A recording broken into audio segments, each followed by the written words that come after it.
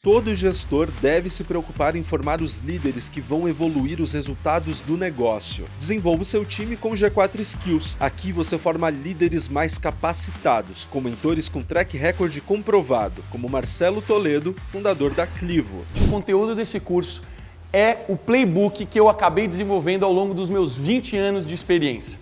Tudo que eu aprendi trabalhando numa empresa que tinha 2, 3 pessoas e ela foi crescendo para 100, 200, 300. E também quando eu fui trabalhar na Oi, onde eu tinha centenas de pessoas trabalhando diretamente comigo. Para cada uma dessas realidades existe um plano diferente. E você, como líder, precisa saber se adaptar em cada uma dessas situações. Escaneie o QR Code que está aparecendo aqui na tela e teste gratuitamente o G4 Skills. Ou, se preferir, clique no link na descrição deste episódio para desenvolver o seu time. Quanto que isso também não te ensinou a ter resiliência, a lidar com o desafio, a lidar com a natureza, que é imprevisível, incontrolável, e você tem que agir sobre o que ela te oferece e não tentar controlar ela. Então são muitos aprendizados que isso traz. E aí eu fico pensando, como é que foi a primeira vez que você pegou uma onda realmente grande? Qual foi esse movimento? Como é que é fazer isso em um ambiente ainda extremo? Ficar vulnerável em uma situação de risco, ao mesmo tempo te fortalece para que você consiga acessar energias super importantes e transformadoras na tua vida. Eu me sentia vulnerável, né? Eu tinha medo, lógico, estava trabalhando com todas essas emoções. O risco, ele é uma consequência dessa minha escolha, mas em contrapartida eu estava acessando uma energia que não era comum, né? Que poucos surfistas se permitiam acessar. E aquilo me empoderava também. Você ficar vulnerável e sofrer o risco é necessário para que você toque energias transformadoras na sua vida.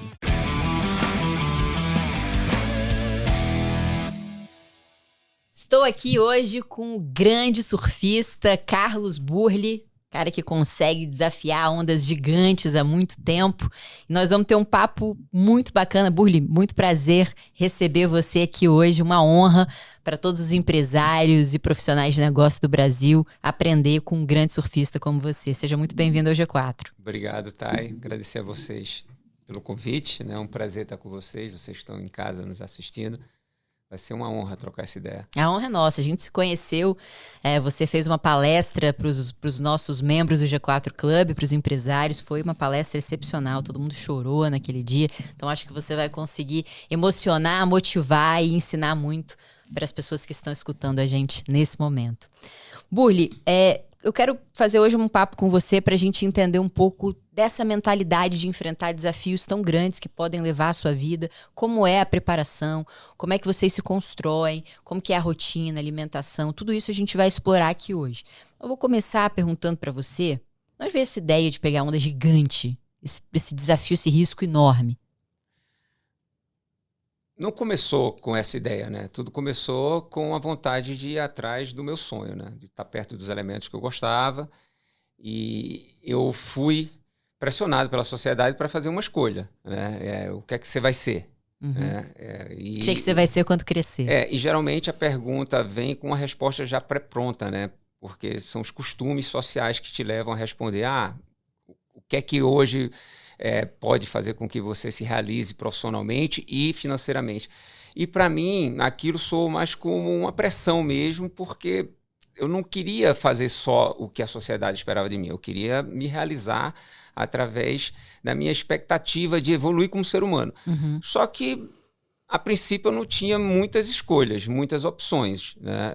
Então, eu olhava assim e falava, poxa, para estar perto desses elementos que eu gosto, que é a natureza, qualidade de vida, saúde, então vou ser veterinário, né? Que eu tinha uma relação muito direta com a terra, né? Com os animais, criado em granja, fazenda, né? Engenho, aquele pé no chão. E depois que eu escolhi o surf, foi porque o surf tinha esses elementos também, né? E o surf trazia algo para mim que era muito importante naquela época na minha vida como adolescente, né? Que é rebelde, o adolescente é rebelde. Todo adolescente é rebelde. Se o empresário, empreendedor é rebelde também, porque aí também toma risco. Enfrentar essas dificuldades que a gente enfrenta como empreendedor, a gente precisa ser rebelde também, né? Porque a grande maioria prefere a zona de conforto, uhum. né? Um emprego estável, né? Uma carteira assinada, uhum. alguns benefícios. Você ser empreendedor, você precisa ser rebelde também, né? Ir contra a cultura. E o surf teve aquele lance da rebeldia e também me trouxe o quesito liberdade, que é uma coisa que para mim é muito importante, tá?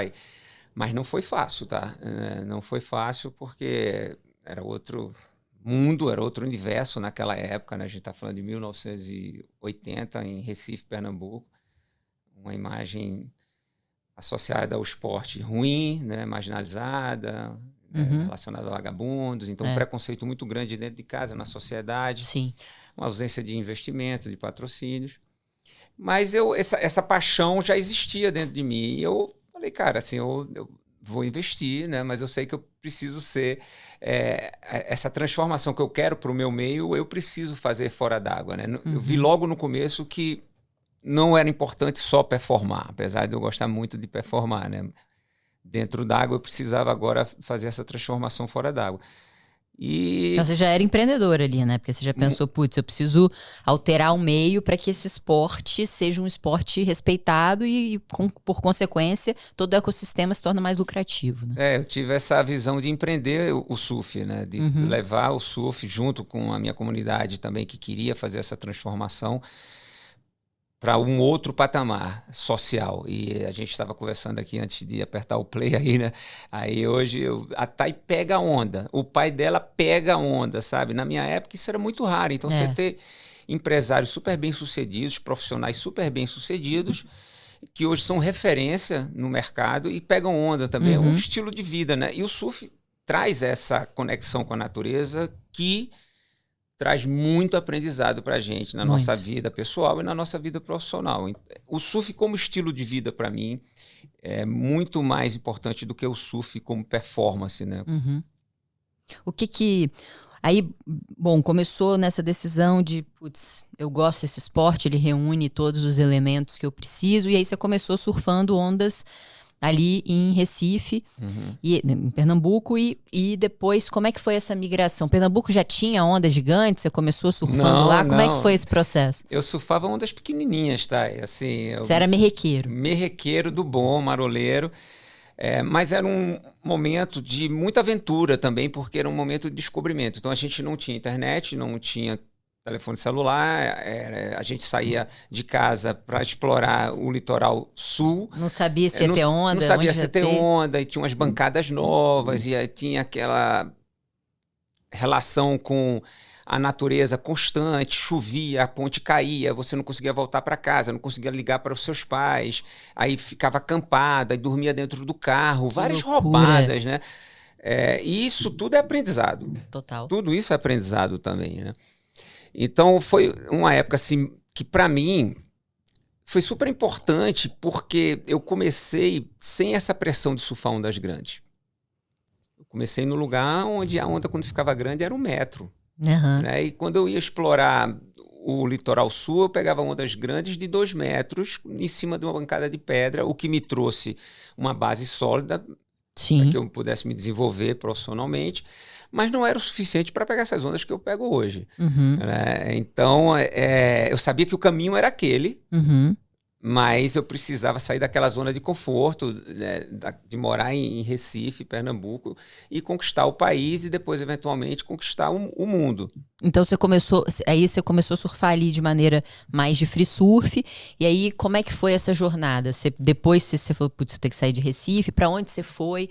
Qual que era a tua ideia? O que você tinha na cabeça? Na realidade, eu segui uma carreira profissional desde cedo mesmo, não era free surf. Tá? Desde o início? Desde o início eu entrei como amador, comecei a me destacar nas competições amadoras, e comecei a me destacar na região também, e depois nacionalmente, e fui explorando esses desafios a nível internacional a partir de 1986, quando eu fiz a minha primeira viagem internacional para o Peru e depois, naquele mesmo ano, para o Havaí, que era a grande referência mundial de ondas grandes. Você precisava ir lá e se provar. Até hoje também, né? Só que hoje divide essa imagem com outros lugares como Nazaré.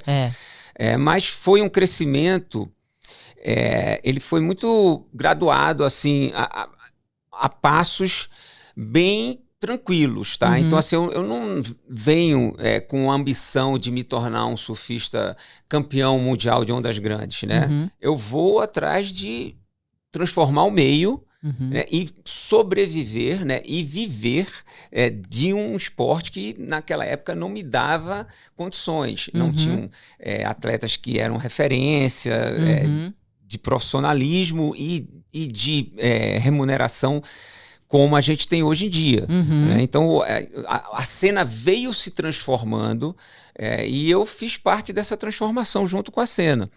Então, eu não tive essa pressão. Os meus desafios eram outros. Né? Hoje em dia, você muito cedo é pressionado a performar com os melhores do mundo, né? A se tornar um atleta olímpico, né? A ganhar campeonatos mundiais.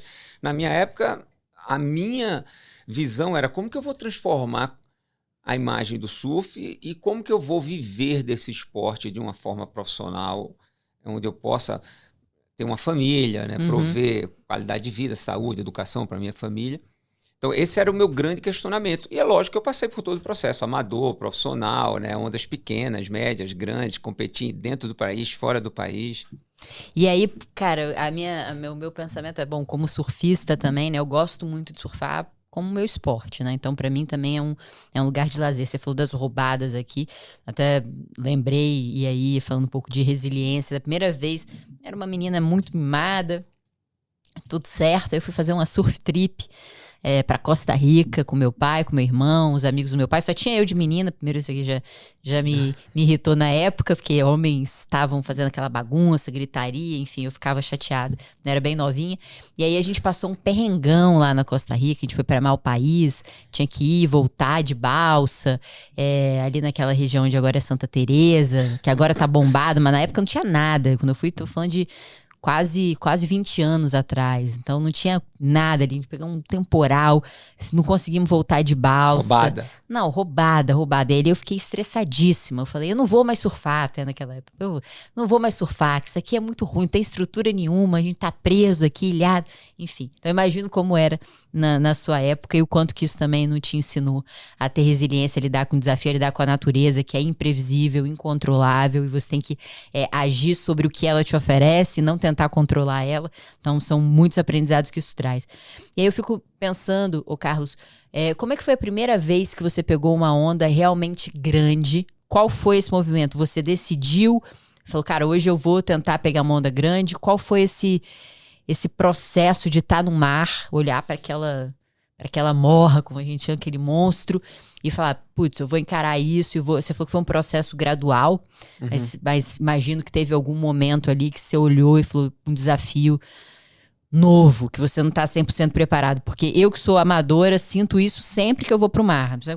Cara, qualquer praia diferente que eu vou, eu tô enfrentando um desconhecido. Eu nunca entrei naquele mar. E mesmo a praia que eu tô acostumada, ela tem dias diferentes, então eu tô sempre enfrentando uma novidade. Como é que é fazer isso em um ambiente ainda extremo? Como que você faz? Eu passei por esse processo de uma forma mais suave, tá? Por ter vindo de Recife e não ter precisado encarar essas ondas grandes logo de cara, né? E eu comecei a me sentir cada vez mais confortável toda vez que eu pegava uma onda maior, né? Foi em Fernando de Noronha, no sudeste do país, aqui nessa região e no sul também, né? Que os campeonatos sempre aconteciam nesse eixo, né? Sul-sudeste, os mais importantes. A gente tá falando de ondas de 2, 3 metros. 2, 3, 4 metros, né? E aí eu começo a viajar internacionalmente, no Peru, já sinto o poder do Pacífico, né? Que é um oceano que tem ondas maiores.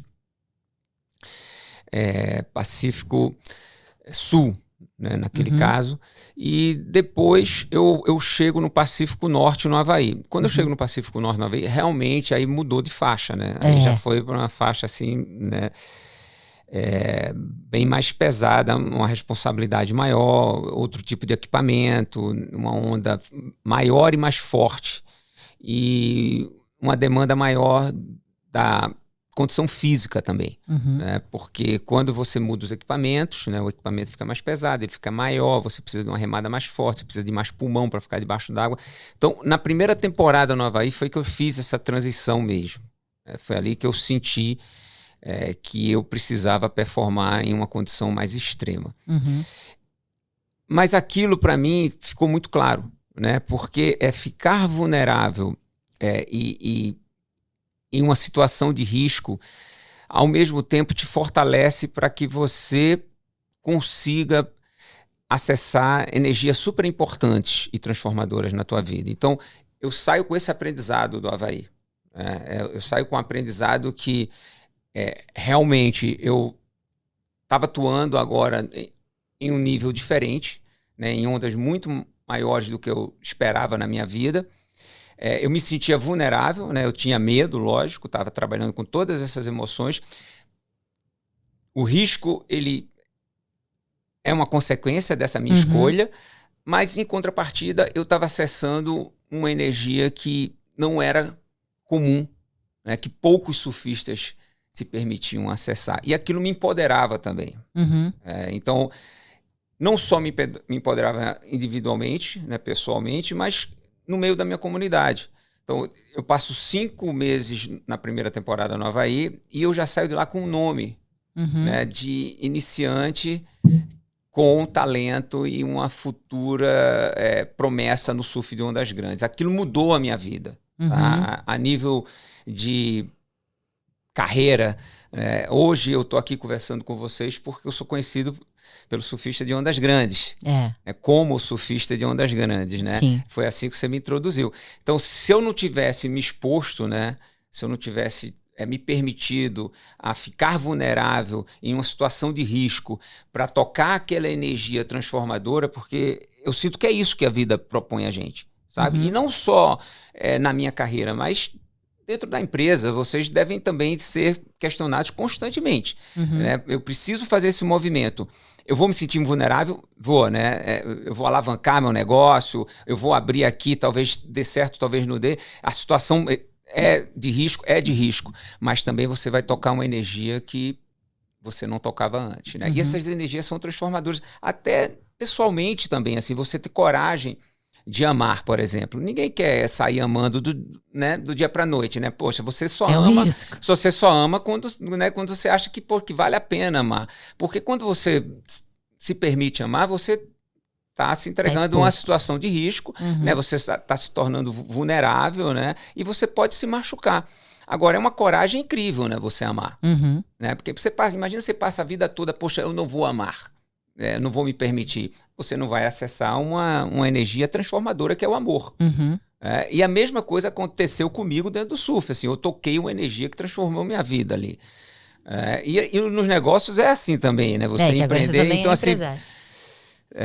então, assim, você ficar vulnerável e sofrer o risco é necessário para que você toque energias transformadoras na sua vida.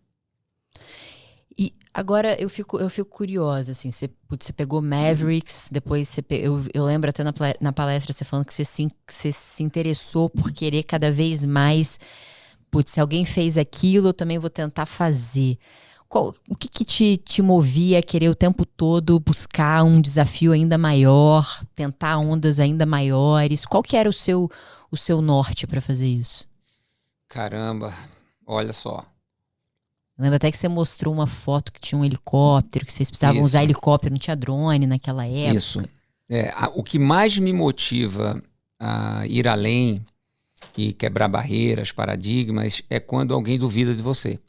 Tá? Então, essa motivação, ela vem desde o início, quando o meu pai chegou para mim e falou, você vai terminar a vida empurrando carroça, catando lixo. E depois, quando a sociedade falava para mim que surfista não sabia falar, que nem todo maconheiro é surfista, mas todo surfista é maconheiro, e aí ficava aquela imagem ruim, né? E eu sempre me motivei muito com essas críticas, sabe? Quando eu chego no Havaí e olham para mim e falam assim, você é brasileiro, você não é bem-vindo, existe uma agressão física e verbal ali, né? Uma hostilidade física e verbal, naquela época era um outro momento, né, do esporte, hoje não tem mais isso. E tinha uma imagem do surfista brasileiro maroleiro, né, de ondas pequenas. Aquilo tudo me motivou muito, sabe? Assim, eu olhar e falar assim, cara, eu vou mudar essa imagem, eu vou provar, né? Porque eu posso pelo menos tentar. Ninguém pode tirar de você a tentativa, tá? A tentativa, ela não necessariamente lida diretamente com o sucesso, né? Não vai te levar ao sucesso, mas ela vai te deixar, pelo menos, tranquilo para você entender que você tentou. E eu sou muito a favor disso. Muito a favor disso, né? Então, quando falam assim, o surfista brasileiro não pega ondas grandes, a gente vai lá e tenta e mostra, né? Quando fala assim, o surfista brasileiro não tem ondas grandes no Brasil, nunca vai conseguir quebrar um recorde, a gente vai lá e quebra o recorde, né? Até a gente se tornar uma referência hoje no esporte, em todas as categorias, não só no surf de ondas grandes, mas em todas as categorias. Sim. Isso me motiva muito. Então me motivou aí a Mavericks, bater o recorde em Mavericks, correr campeonatos em Mavericks, a ganhar 2 títulos mundiais, a transformar a cena do surf. Isso pode ser uma motivação para vocês também. Assim, eu como empresário hoje, a minha grande motivação é transformar o meio em que eu toco, e levar os valores que para mim são essenciais. A minha operação é um espelho dos meus valores. E como é que eu vou conseguir ser bem sucedido financeiramente sendo fiel aos meus valores? A gente estava conversando isso antes aqui com o time. Você tem um time maravilhoso aqui dentro do estúdio, no back-office aqui, a galera é demais. Parabéns. Então, como que você consegue performar em um ambiente hostil? Né? Hostil no sentido desafiador, né? Porque a gente precisa... Inclusive, eu vou te falar um negócio, tá, Thay? Onde mais te incomoda, onde os desafios afloram, aquilo pode ser um sinal de oportunidades. Tá? Isso emocionalmente, né? Alguma coisa emocionalmente está te incomodando, então você não pode colocar para debaixo da mesa. Tá? Então, assim, dentro da tua empresa, tem alguma coisa te incomodando muito, você vai colocar para debaixo da empresa? Quer dizer, debaixo da mesa? Não vai, né?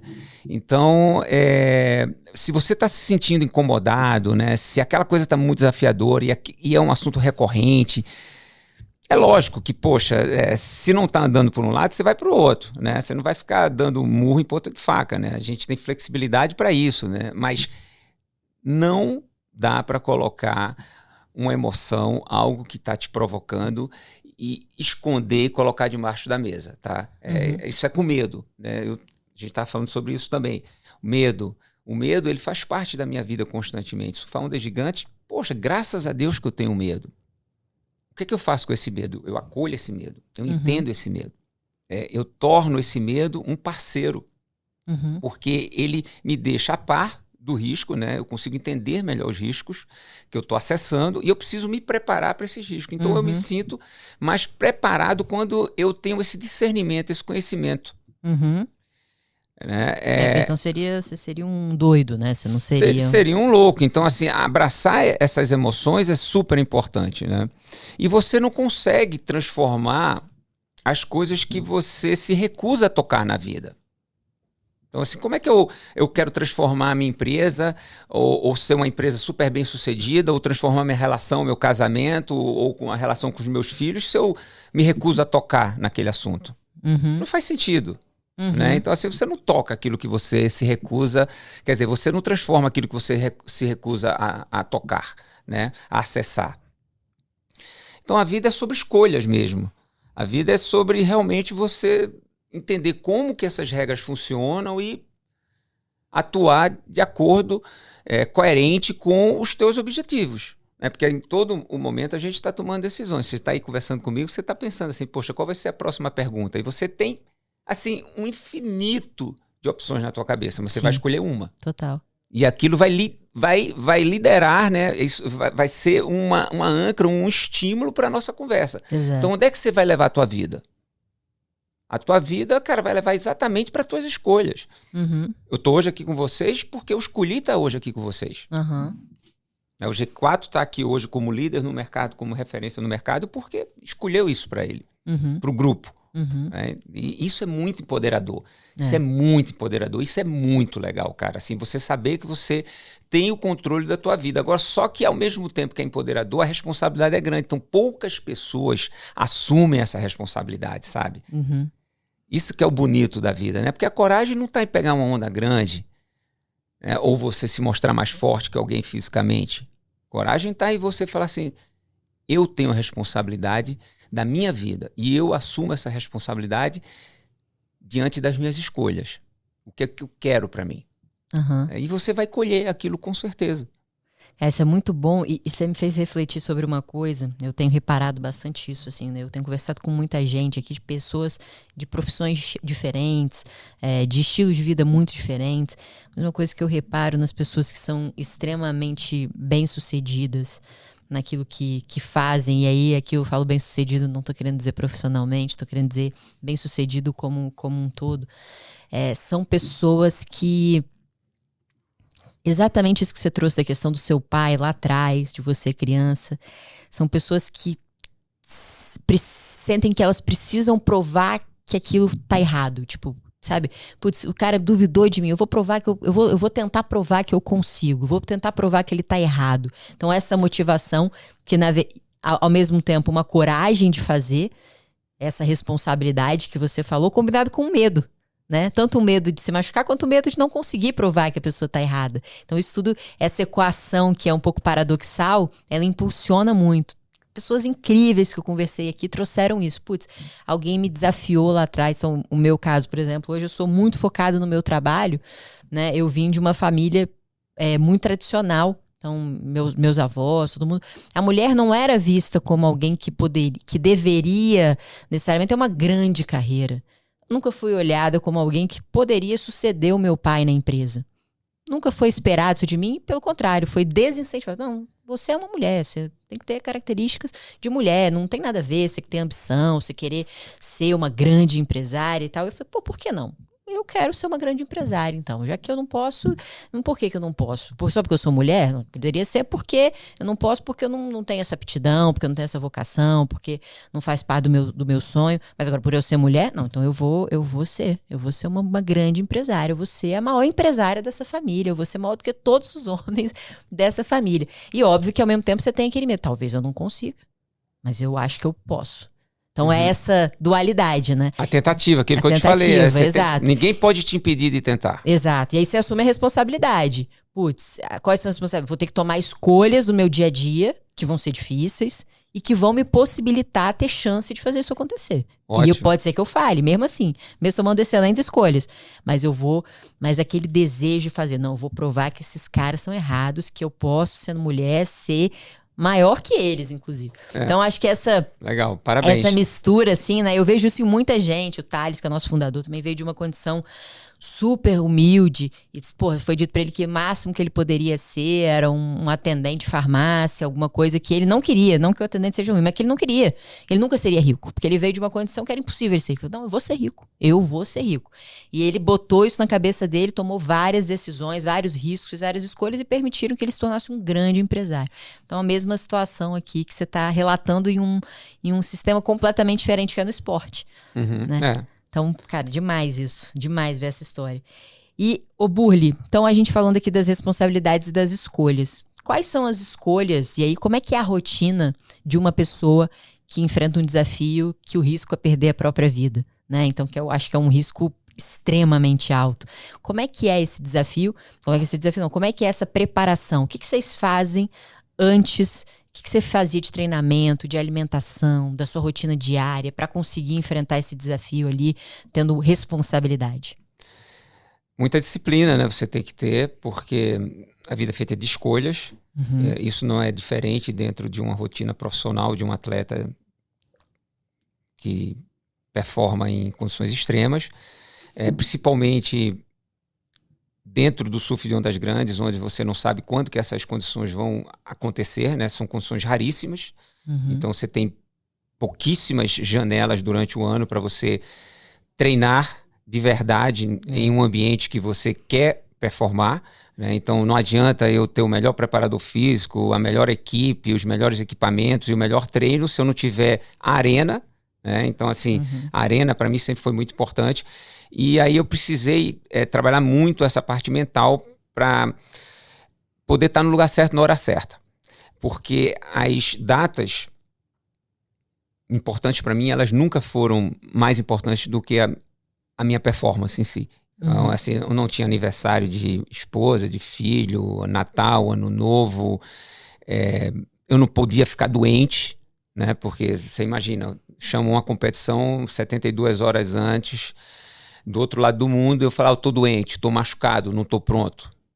Então eu sempre tive que estar 365 dias no ano, pronto para falar assim, sim, Red Bull, eu vou surfar um tufão no Japão. Né? Porque você me chamou agora 48 horas antes, eu tenho que entrar no avião e daqui a 2 dias eu vou estar surfando um tufão no Japão. Então, esse condicionamento mental, né, e essa disciplina na rotina que me trouxeram hábitos para que eu pudesse ter uma vida profissional de sucesso longa. Isso realmente fez a diferença. Né? E eu peguei essa disciplina e apliquei ela também na mentalidade do surfista que empreende o meio. Uhum. Então foi uma relação muito rica, continua sendo uma relação muito rica. Porque você pode se perder, né? Dentro dessas variáveis todas, você pode se perder. Uma coisa é a gente combinar um podcast, né? A gente estava com um mês aí de agenda já, né? Ajustado. Sabendo, né? Atrasou um pouco, foi isso, aquilo, mas tudo bem. Mas que tal você se comprometer a suas maiores ondas do mundo e não saber quando que elas vão acontecer, em que lugar do mundo, né? E correr um circuito mundial, ir atrás de bater um recorde, né? Imagina a tua ansiedade, tua cabeça trabalhar com isso tudo. Então, a rotina da preparação física, ela passa por uma disciplina muito grande. Muito grande. Acho engraçado, porque eu estava vindo hoje cedo no voo, né? Aí, poxa, o voo era cedo, eu cheguei cedo no aeroporto para não perder, né? Ainda tentei embarcar antes, mas já tinham fechado o outro voo. Aí, embarquei finalmente, consegui lá ser servido, né? Só que eu trouxe minhas frutas. Eu saí de casa cedo, eu gosto do meu desejo, geralmente, principalmente em clima quente, é com frutas, né? E aí, o pessoal da cabine estava servindo lá, sanduíchezinho, bolinho, refrigerante, cafezinho, tudo que você abre, tudo embalagem, né? E na realidade, assim, se você não está descascando, tem alguma coisa errada. Se você não está cozinhando, descascando, tem alguma coisa errada. Se você está abrindo só a embalagem, cara, assim, você tem que prestar atenção nisso na tua vida, sabe? Assim, eu não sou xiita, eu como coisas, entendeu? Assim, falar que eu não uso plástico. A gente usa plástico constantemente, né? Assim, poxa, eu não como nada que tem embalagem. Como sim coisas que tem embalagem, né? Lógico. Mas você tem que priorizar as coisas que são mais importantes para você alcançar o teu objetivo. Isso chama-se disciplina. Porque eu não estou preocupado com as exceções. Exceções são exceções. Estou preocupado com as regras. Aí a aeromoça olhou para mim e falou assim, saudável, né? Eu comi, poxa, uma laranja, uma goiaba e algumas uvas, né? Você levou? Que eu levei, sabe? Assim, saudável. Assim. Aí, poxa, cheguei no aeroporto, desci. Tem um lugarzinho que eu conheço lá embaixo, uma cantina, que é o pessoal que frequenta bem o aeroporto, que eu chamo de Gotham City, né? Que assim, é o underground, né? Desci lá pra Gotham City, poxa, tinha um ovo, um pãozinho, né? Um pãozinho de queijo, um queijinho de Minas ali. Cara, assim, geralmente eu não como esse tipo de café da manhã. Se eu estiver em casa, eu como um inhame, uma macaxeira, um aipim, uma batata doce, né? Como outras coisas. Mas por que eu estou trazendo isso para vocês assim? Porque não vivam com peso, sabe? Assim, você, dentro da tua rotina, é muito difícil você manter a disciplina que você quer. Mas entenda que a tua rotina vai trazer os hábitos que vão transformar a tua vida. Então, traga para a tua rotina o que você quer para a tua vida. Não fique esperando um dia ser rico, ou um dia ter tempo, ou um dia uma motivação cair no teu colo qualquer para fazer o que você quer para a tua vida. Traga para a tua rotina, porque a tua rotina é a tua realidade. A tua rotina é a tua realidade. Assim, viver de avião em avião era a minha realidade. Então, tapetinho de yoga, alongamento no corredor do avião. Sabe, assim, o pessoal, vou sair pra night pra beber. Eu não vou beber, desculpa, eu tô no fuso horário, preciso dormir, vou competir. Poxa, eu tenho que fazer uma acupuntura, porque ontem eu tava sentindo adrenalina lá em cima. Por que agora eu vou ficar querendo beber, fumar? Porra, não quero, não posso. O meu corpo tá, minhas suprarrenais estão super carregadas. Preciso equilibrar, preciso fazer uma acupuntura, preciso fazer uma meditação, preciso fazer uma respiração. Então, assim, eu já andei 3 vezes de ambulância. Né? Eu me desgastei minha vida toda. Você imagina se eu não boto do outro lado da balança uma compensação. Cara, a vida é equilíbrio, gente. Você quer acelerar como empreendedor, empresário? Cara, bota do outro lado, sabe? Assim, esse é o verdadeiro líder. sabe? O líder, ele tem que estar inteiro para se entregar de verdade para a sociedade, e não o restinho dele. Pô, vou entregar o meu restinho? Então você vai dar maior gás, vai ter um burnout e vai entregar o teu restinho para a sociedade. Você tá maluco, né? Você não vai fazer isso. Eu não quero isso para minha vida. Você quer isso para sua vida, Thay? Não. Eu acredito que vocês também não queiram isso, entendeu? Então, cara, você como líder, onde é que você tá botando a sua energia? Além de só pensar no negócio, você tem que botar em você, cara. Porque você tem que estar por inteiro, né? Para tua família, para você, para tua empresa, para a sociedade, porque você é uma referência. Você é uma referência, né? Muitas famílias dependem de você. E é isso aí, né? Não é andar na frente correndo e falar, vem atrás de mim. Vamos do lado, né? Às vezes atrás, empurrando, ajudando. E, cara, e não dá. O mundo perfeito não existe, Thay. A gente tá vendo aí guerra pra tudo que é lado, sabe? Assim, a gente vem da pandemia, todo mundo, ai meu Deus, pô, tem que ser mais assim. Aí acabou a pandemia, pá, tiroteio, pá, bala, não sei o quê. Tu fala, caramba, cara. Assim, o mundo perfeito, nesse mundo que a gente encarnou, não existe. Então eu tenho que estar trabalhando under pressure, né? Assim, sob pressão, no estresse, me sentindo confortável. Mas quem é que vai construir isso? Eu. Não são os outros.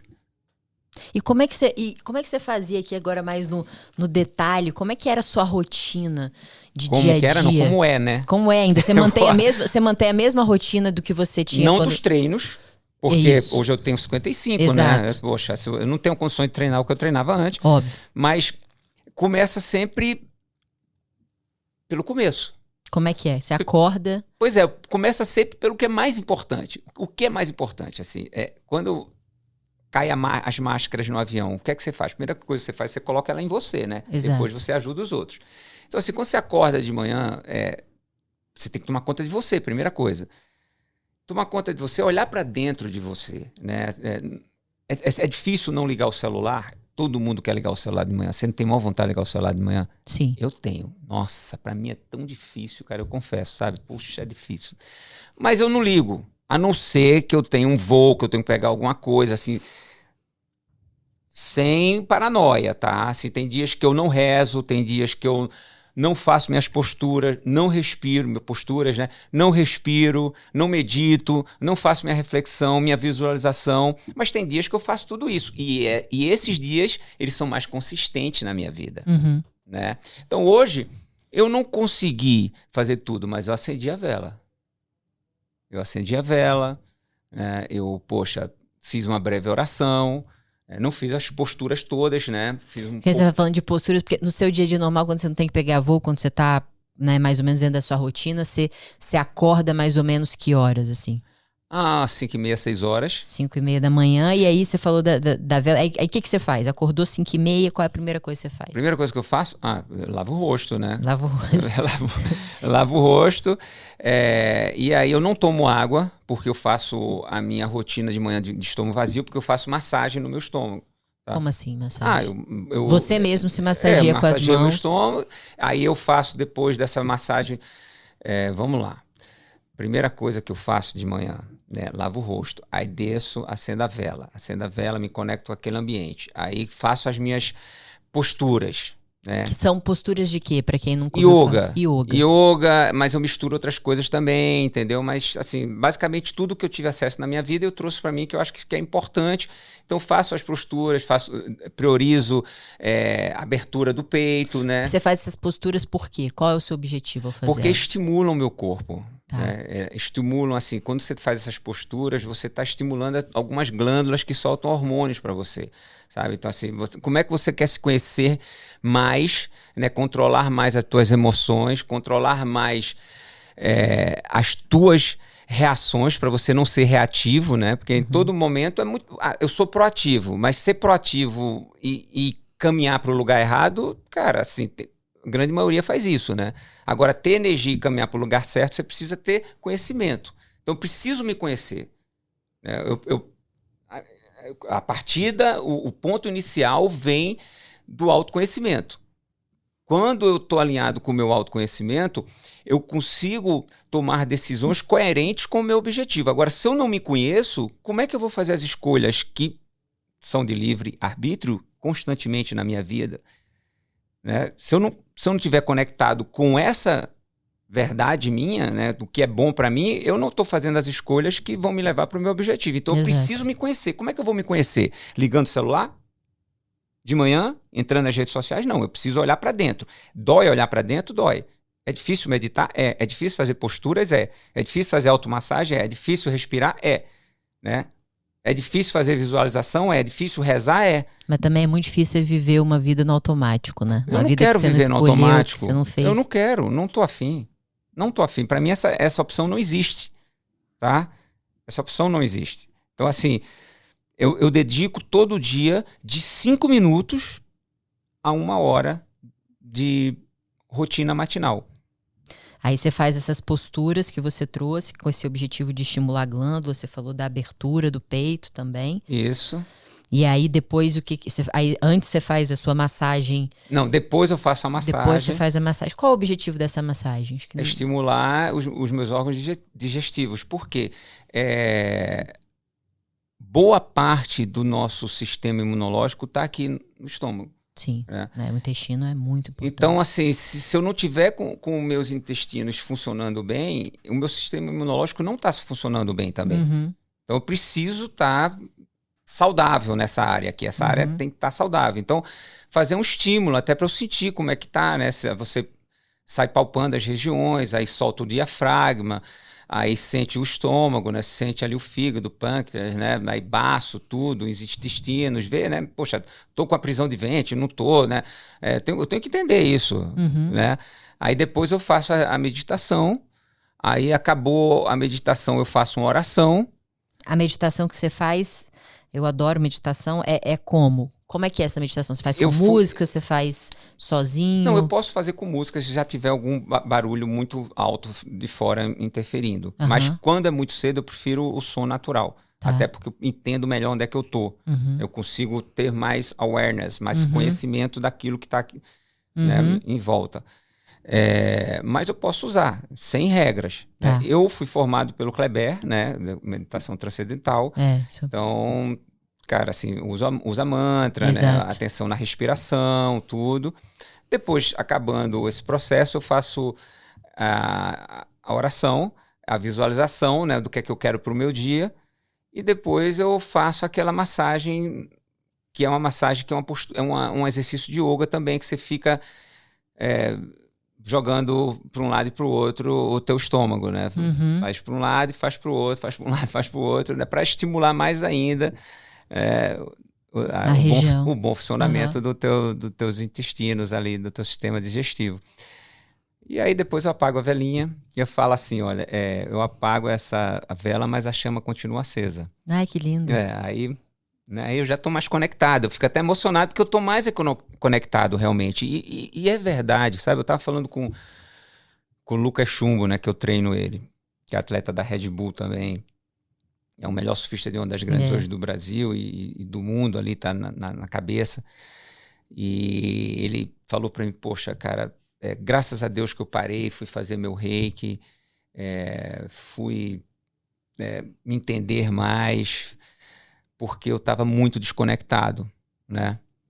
E a gente tem consciência de quanto essas coisas fazem bem pra gente, sabe?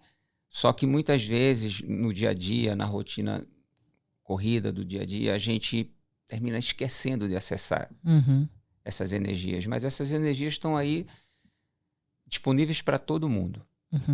Então eu não acredito em sorte. Eu não acredito em sinergia. A sorte você constrói.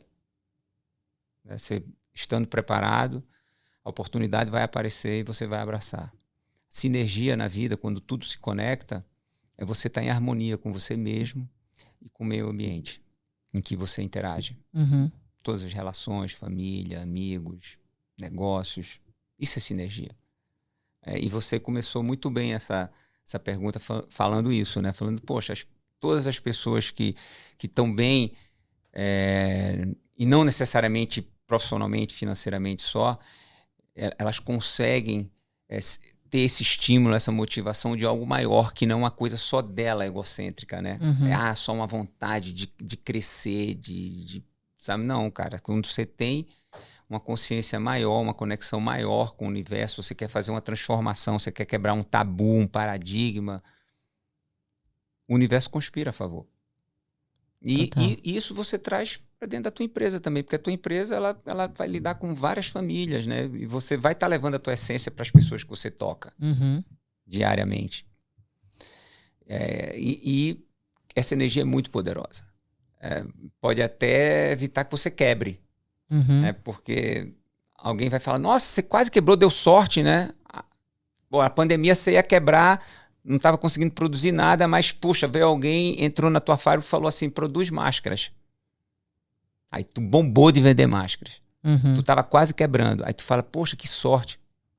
Sorte não, ele estava conectado com o meio ambiente. Estava conectado, né? A vida dele levou ele para aquilo, sabe? Assim, então eu não acredito em sorte. Cara, eu concordo muito com isso. Eu fiz inicialmente uma graduação mais artística, mas aí eu estudei um filósofo lá na época que ele falava que você não é uma coisa sólida.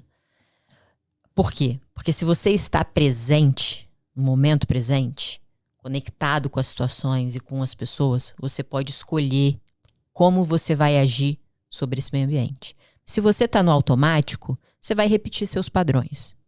E não necessariamente esses padrões vão te levar para onde você quer ir, que é exatamente o que você falou. Mas você só consegue fazer isso se você está presente. Você falou do awareness, né? Então, de eu estar aqui, sabe, dentro do meu corpo, nesse lugar, falando com você, sabendo o que está acontecendo aqui no meu entorno. Isso me faz poder escolher de maneira intencional e não de maneira automática.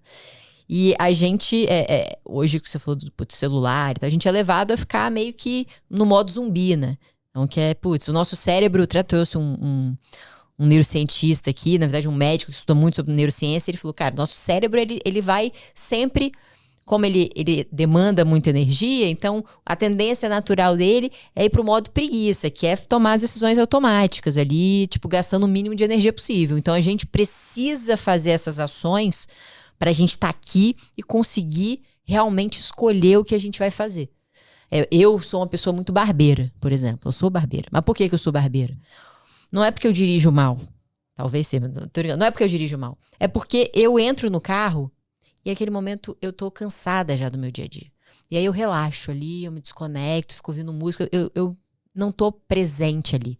Eu tô presente na música, no meu corpo. E aí, às vezes, eu não presto atenção em pequenas coisas do meu meio ambiente, tomo decisões erradas, que me fazem ter arranhão no carro, que me fazem colidir e tal. E é a mesma coisa na nossa vida. Se você não tá presente ali naquele momento, você não vai tomar as melhores decisões.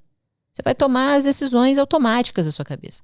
Então, isso que você trouxe aqui dessa sua preparação, achei muito legal. Eu não conhecia uma preparação parecida com essa. Eu sempre pergunto isso para as pessoas, mas a sua é bastante diferente. Achei muito bonito o seu mantra e esse seu foco em se conectar com você mesmo, em se conhecer e também de, tipo, estar atento ao que está acontecendo lá fora para você saber onde você está.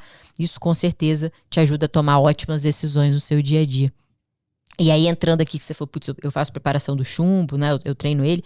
Como é que é o treino de um atleta de alto rendimento? Como é que era o teu treino antes? Como é que é o teu treino hoje como empresário, treinador e multitarefas que você é? Então, eu queria saber um pouco como é o de uma pessoa que está com foco exclusivo ali no esporte, como você foi por muito tempo, e agora você com esse olhar mais multitarefas.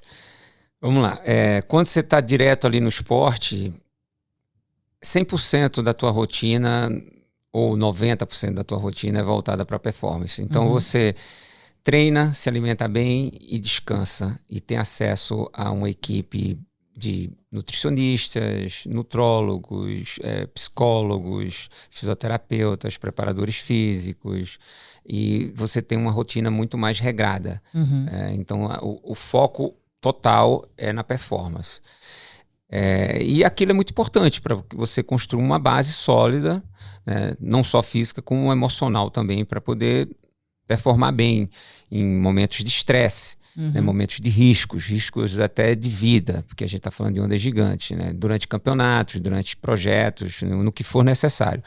Hoje em dia, eu, como técnico do Lucas, e também sou assessor na carreira dele e tudo, porque eu sou um consultor, né? Pela minha experiência, eu consigo passar para ele com mais clareza as decisões que ele deve tomar para poder conseguir navegar nesse mar que é tão difícil de ser um atleta, porque não é fácil, tá? Sim. São poucos que conseguem chegar lá e performar bem durante anos e viver bem como atleta, né? E ter uma família, e prover família de saúde, educação, né?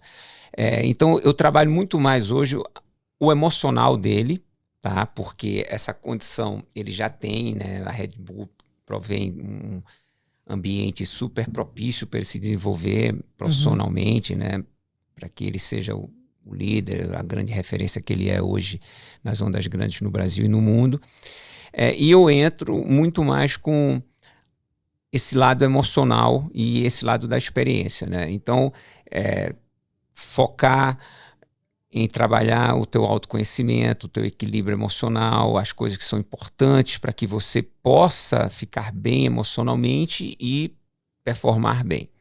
E aí eu também trabalho muito a minha autocompaixão. Quando eu falo a minha autocompaixão, é entender que o Lucas, por mais que ele atue no mesmo ambiente que eu sempre atuei minha vida toda, é uma outra pessoa, com outros valores, com outras crenças, com outra personalidade.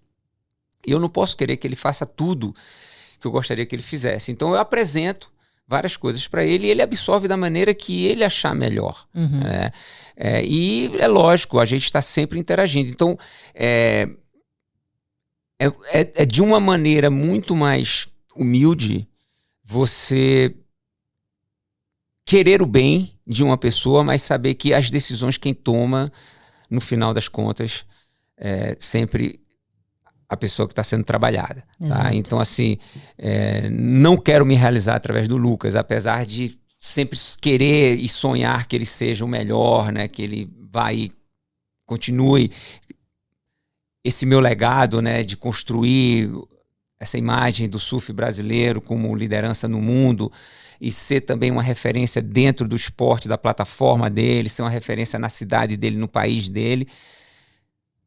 Mas no final das contas, é o Lucas que vai tomar as decisões. Então, eu tenho que ter essa consciência, né, de que, no final, eu tenho que ter muita autocompaixão, muita paciência, muito entendimento, muito respeito, para que, poxa, eu não interfira mais do que o necessário, sabe? Assim, e você fica como observador, sabe? Você atua, né, dá os conselhos, passa a tua experiência, teu conhecimento, mas não é você que toma as decisões. Então, cara, não sou eu. Eu não posso também, né, ser o pai dele. Não sou o pai dele, né? Eu sou me tornei amigo. O mentor, né, o treinador, né? Sou tudo isso, mas ele que toma a decisão.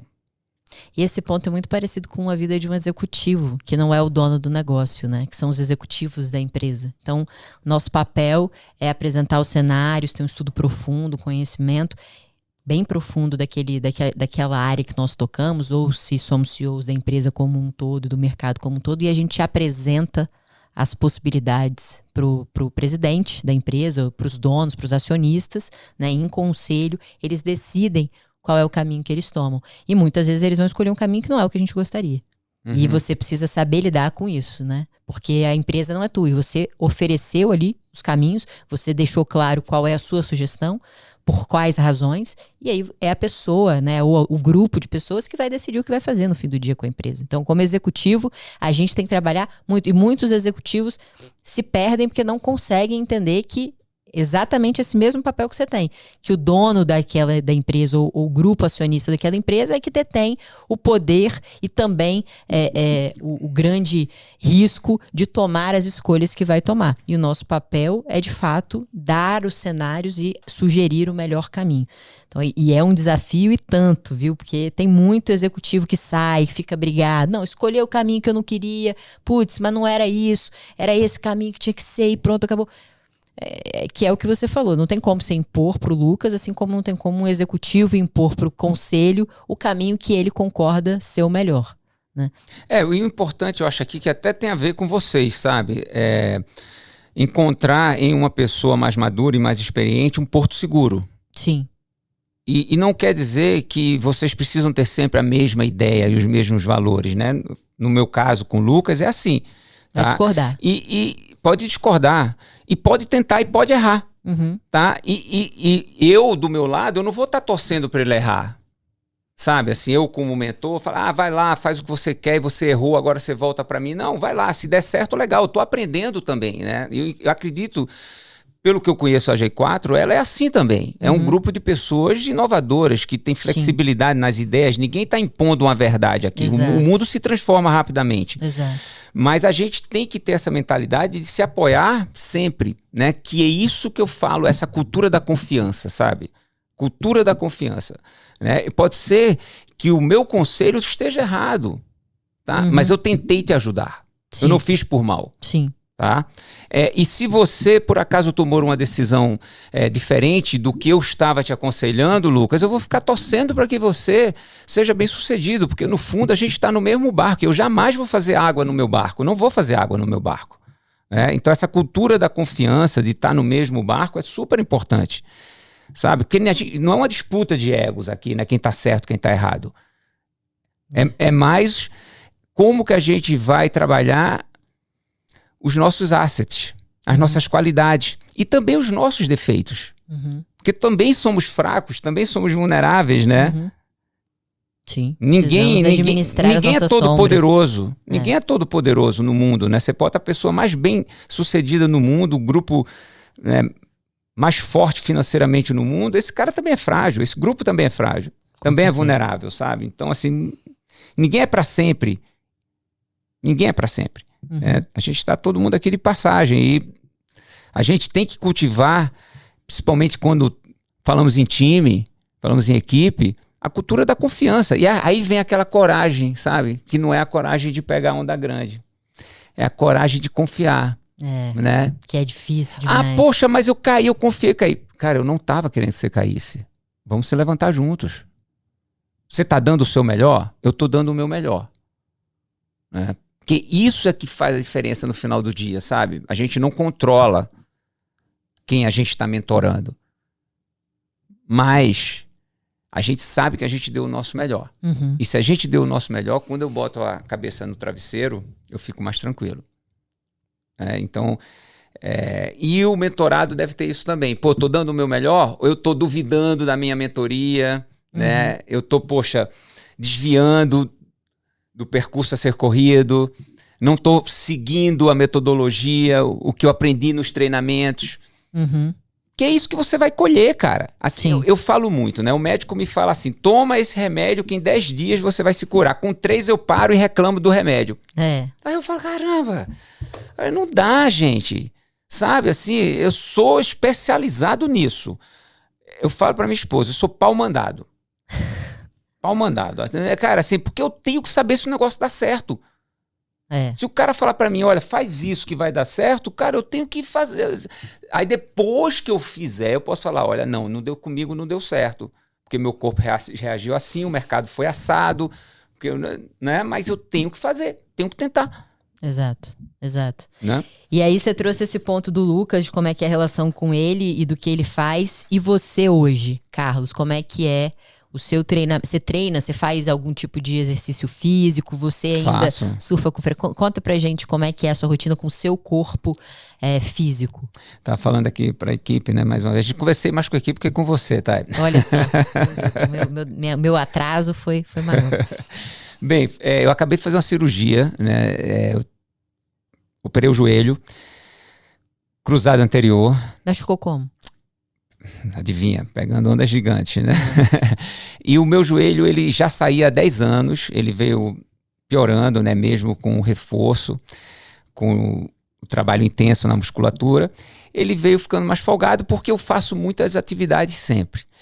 E a minha relação hoje com a empresa, que é a empresa que eu montei junto com os meus sócios, chama-se o Burle Experience, é uma relação que demanda muita atividade física, constantemente. Então, as dinâmicas empresariais que a gente faz, estava agora recentemente na mata fazendo uma dinâmica com o time, fazendo hike, andando, tomando banho de cachoeira, indo dentro de gruta, e outras dinâmicas para a gente chegar a um resultado ali e entender melhor como o time funciona e os personagens ali, né? As características de cada um, os líderes, né? Ou dessa forma, ou trabalhando na praia, dando aula de surf, fazendo tow-in, fazendo uma colônia de férias, jogando voleibol com as crianças, praticando canoa havaiana, stand-up, wakeboard. São tantas atividades dentro do meu negócio, físicas, né? E o relacionamento tão intenso com os seres humanos, que foi uma coisa que eu escolhi para mim, né? De criar conteúdo e experiências que fossem transformadoras, que fala de sustentabilidade, que fala de projetos sociais, que fala de tocar e transformar de uma forma positiva aquele meio ambiente que a gente atua. E aí eu tenho que estar bem fisicamente. Sim. Eu tenho que estar bem fisicamente, né? Então resolvi consertar o meu joelho. Então eu estou em um processo de 1 ano, estou na metade do caminho, acabei de completar 6 meses. A recuperação está sendo super desafiadora, porque, cara, é todo dia fisioterapia, natação, bicicleta, musculação. Cara, um processo assim super intenso que desgasta, porque eu tenho que manter a rotina também de reuniões, né, de pai, de marido. E não posso perder a constância na fisioterapia, porque se eu parar esse processo no meio do caminho, eu não vou voltar bem.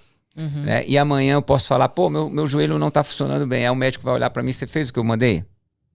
Né? E eu não gosto de sentar na cadeira da vítima e ficar culpando os outros, nem as circunstâncias. Então, hoje minha rotina ela está super intensa de treinos. Né? A minha condição de cardiovascular melhorou muito, porque eu tenho nadado e feito bastante bicicleta. E eu estou recuperando toda a arte muscular. Então, de uma forma positiva, essa cirurgia está atuando em mim como eu não esperava. Então foi uma adversidade que ajudou. Então abraçar, aquela história de abraçar, né, os nossos desafios, porque ali tem oportunidade. Estou sentindo que eu vou voltar melhor que antes, tá? Ainda estou nos 50%, né, do caminho.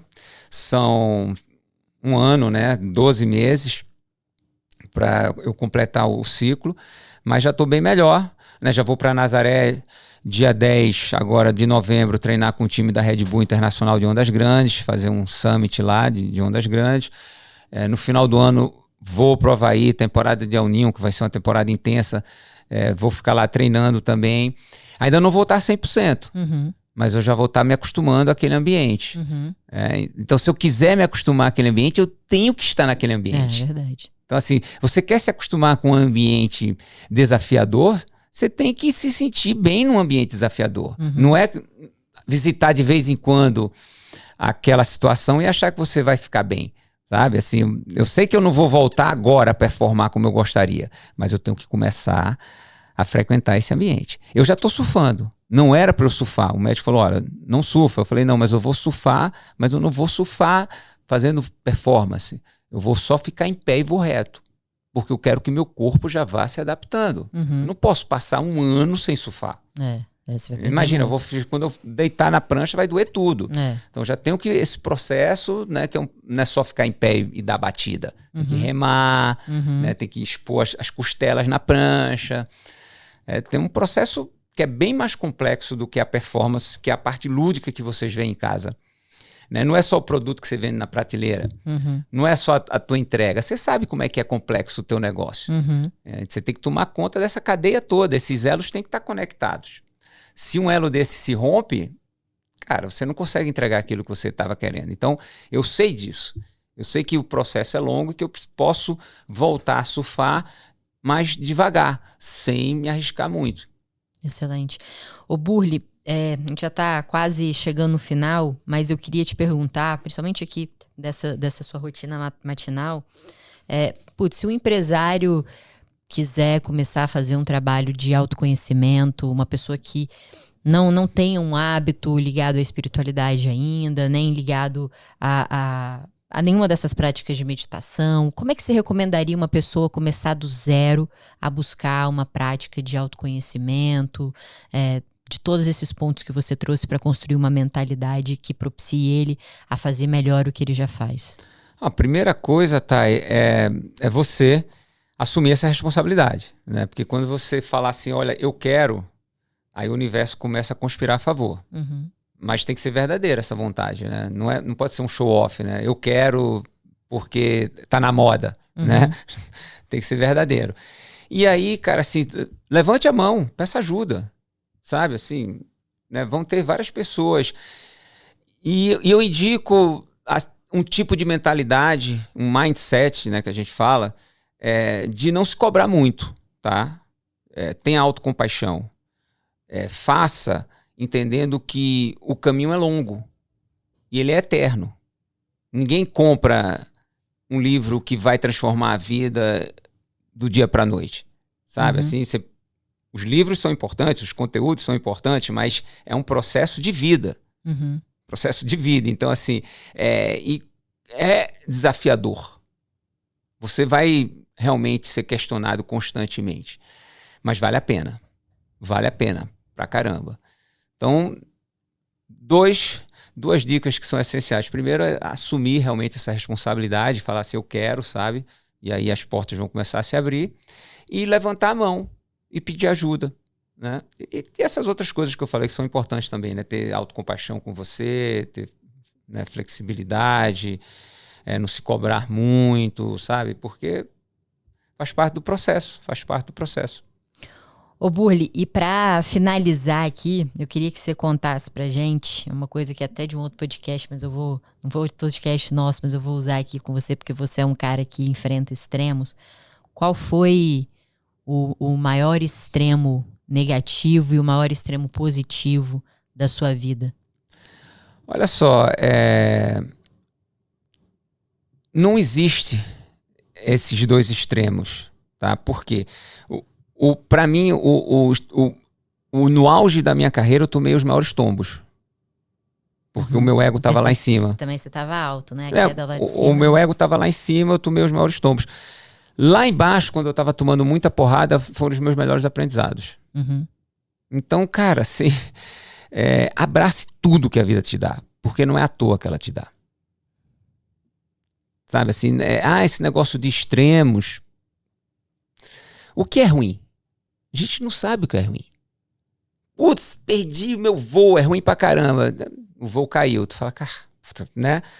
Não existe o ruim e o bom na vida. Existe o aprendizado. Na mente do aprendiz, nada é ruim, nada é bom. Então, assim, na mente do aprendiz, sempre tem algo que ele vai levar para casa que vai ser uma diferença na vida dele.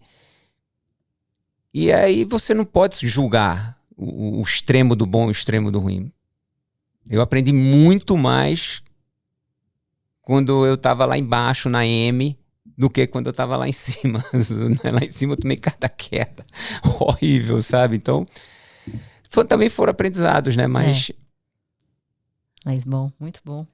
Foi excelente receber aqui, mas antes de você ir embora, eu tenho um presente para você. Obrigado, hein? Parceiro aqui, na verdade é um conjunto de presentes. Então, nossa parceira aqui, que é a Amazing You, Uau, de chás. Legal, então, hein? aqui tem um kit completo de chás para você também utilizar nos seus momentos de reflexão. E tem vários. Eu adoro chás. Você gosta também? Gosto muito. Adoro. E são vários chás com combinações de ingredientes, com objetivos funcionais para a saúde. Você vai gostar bastante. E tem um livro aí também que eu gosto muito. Posso abrir? Claro, por favor. Tá, então vou abrir aqui. Que é A Alma Indomável. Foi um livro que me mudou bastante, do Michael Singer. Então acho que você vai gostar muito. Ele fala muito sobre como você confia na vida, se permite viver os fluxos da vida, muito parecido com a filosofia que você trouxe aqui pra gente hoje. Ele é um grande estudioso. Você vai gostar bastante, acredito eu. Obrigado, querida. Obrigada a você, foi uma honra recebê-lo aqui com a gente. Volte sempre. Mande lembranças pro seu pai, hein? Mandarei. Ele conhece meu pai aqui, José Luiz, que é o famoso Zé Play. Vou mandar. Congratulations. Uma figura. Apoiador do nosso esporte. Grande apoiador. Legal. Olha aqui, gente. Vai gostar. Depois me conta se você gostou. Vou mostrar um chazinho aqui também, né? Ó. Amazing You. Esse daí é do foco. Foco, ó. Devia ter tomado esse antes aqui no podcast. Bom demais. Pessoal, foi ótimo estar com vocês hoje. Espero vocês na semana que vem.